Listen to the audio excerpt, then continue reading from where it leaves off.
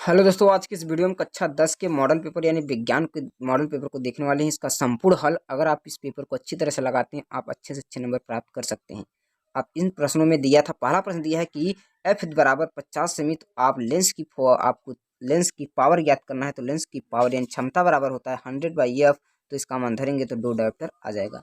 दूसरा ऑप्शन दिया था कि एक उत्तल लेंस के सामने 2f दूरी पर रखी वस्तु का प्रतिबिंब कहाँ बनेगा, तो 2f दूरी पर बनता है। यानी f बराबर 20 सेमी दिया है, तो पावर आपको ज्ञात करना है, तो 5 डायोप्टर हो जाएगा। घ प्रश्न है कि दूर दृष्टि दोष से पीड़ित व्यक्ति चश्मे में किस प्रकार के लेंस का प्रयोग करता है। तो दूर दृष्टि से जो पीड़ित व्यक्ति होता है वो उत्तल लेंस का प्रयोग करता है। अगला क्वेश्चन दिया है कि नेत्र की समंजन क्षमता क्या होती है। जो नेत्र की समंजन क्षमता वह क्षमता जिसके कारण वह अपनी फोकस दूरी को समायोजित करके निकट तथा दूर वस्तुओं को फोकसित कर लेता है, उसे नेत्र की समंजन क्षमता कहते हैं। नेत्र की समंजन क्षमता का मतलब होता है नेत्र की फोकस दूरी को समायोजित करना। जैसे कि किसी हमें कोई अक्षर को पढ़ना, किसी किताब को पढ़ना, अगर हम अपनी किताब को अपनी आंखों के समीप लाते हैं तो हमारी सिलरी मांसपेशियां सिकुड़ जाती है और हमारी आंखों में दर्द होने लगता है और हम अक्षरों को अच्छी तरह से पढ़ नहीं सकते। लेकिन अगर जैसे किताब को हम थोड़ा दूर ले जाते हैं, 25 सेमी की दूर पर ले जाते हैं, तो हमारी सिलरी मांसपेशियां फैल जाती है और हमारे आंखों में आहट यानी हमारे आंखों में दर्द नहीं होता, हम अक्षरों को आसानी से पढ़ लेते हैं। इसी को कहते हैं नेत्र की फोकस दूरी को समायोजित कर लेना। नेत्र की समायोजित कर लेना, इसी को नेत्र की समंजन क्षमता कहा जाता है। इसीलिए यहाँ लिखा है कि नेत्र की वह क्षमता जिसके कारण वह अपनी फोकस दूरी को समायोजित करके निकट एवं दूर की वस्तुओं को फोकसित कर लेता है, उसे नेत्र की समंजन क्षमता कहा जाता है। उसके बाद दिया है कि प्रकाश के प्रकीर्णन का आकाश का रंग नीला दिखाई देता है। आकाश का रंग नीला क्यों दिखाई देता है, तो आकाश का जो रंग है प्रकाश के प्रकीर्णन के कारण नीला दिखाई देता है।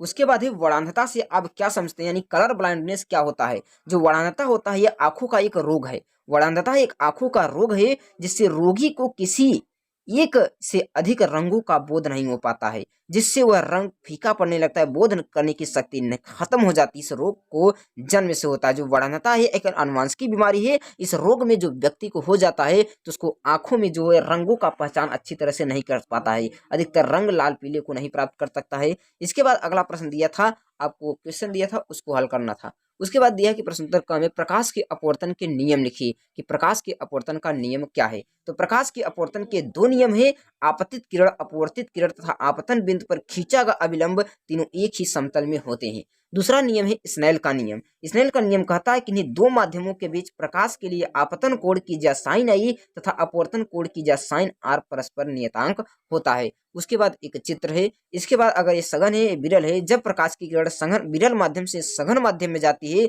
तो अभिलंब की ओर झुक जाती है, लेकिन जब प्रकाश की किरण विरल माध्यम से सघन माध्यम की ओर जाती है तो अभिलंब से दूर हट जाती है। तो साइन आई बटे साइन अनुपात एक नियतांक होता है। तो साइन आई बटे साइन आई बराबर यन, जहाँ यन एक समानुपाती नियतांक है जिसे अपवर्तनांक कहते हैं।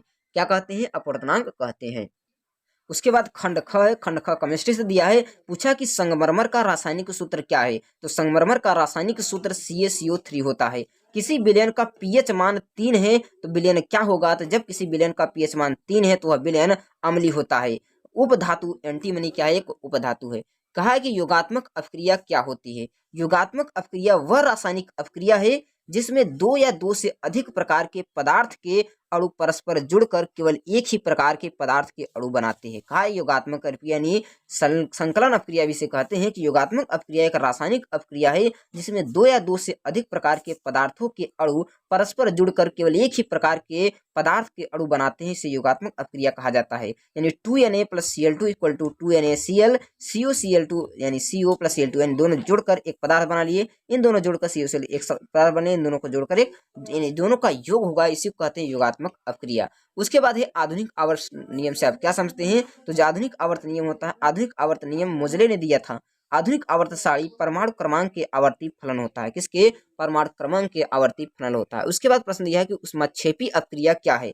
ऊष्माक्षेपी अपक्रिया जिन अपक्रिया में उत्पाद के निर्माण के साथ साथ ऊष्मा भी उत्पन्न होती है उसे ऊष्माक्षेपी अपक्रिया या दहन अपक्रिया कहलाते हैं। यानी उत्पाद के साथ ऊष्मा भी उत्पन्न होगी, जैसे CH4 + O2 से अपक्रिया का दहन कराते हैं तो CO2 और यहाँ पर ऊष्मा भी प्राप्त होती है।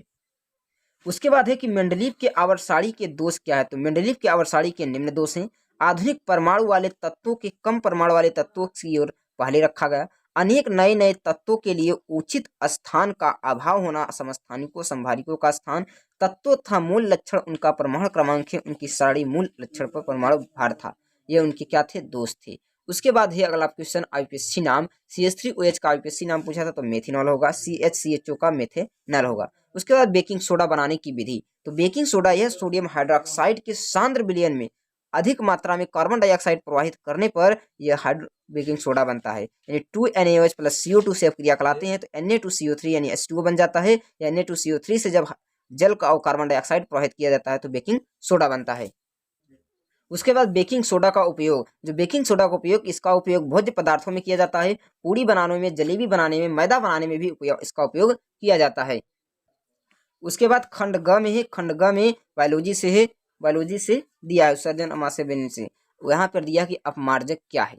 अपमार्जक पूछा था क्या है कि अपमार्जक ऐसे पृष्ठ पदार्थ हैं जिनमें तनु विलयन में सफाई करने की क्षमता होती है, जो साबुन के समान है, जो साबुन के समान होते हैं किंतु कठोर जल में साबुन अधिक विलेय होते हैं। अपमार्जक जो कठोर जल की धुलाई करने का काम करते हैं, जैसे डिटर्जेंट हो गए, यह एक अपमार्जक है। उसके बाद पूछा था कि जैव मंडल क्या होता है। जैव मंडल पृथ्वी का वैसा स्थान जहां जीवन संभव है, पृथ्वी का वैसा स्थान जहां जीवन संभव है, और वायुमंडल, जल मंडल और स्थल मंडल के आपस में मिलना ही जैव मंडल कहलाता है। इसके अंतर्गत वायुमंडल, स्थल मंडल, जैव मंडल आते हैं। यहाँ पर जीवों का जीवित रहने के लिए अनुकूल वातावरण पाया जाता है, जैव मंडल में जीव निवास करते हैं।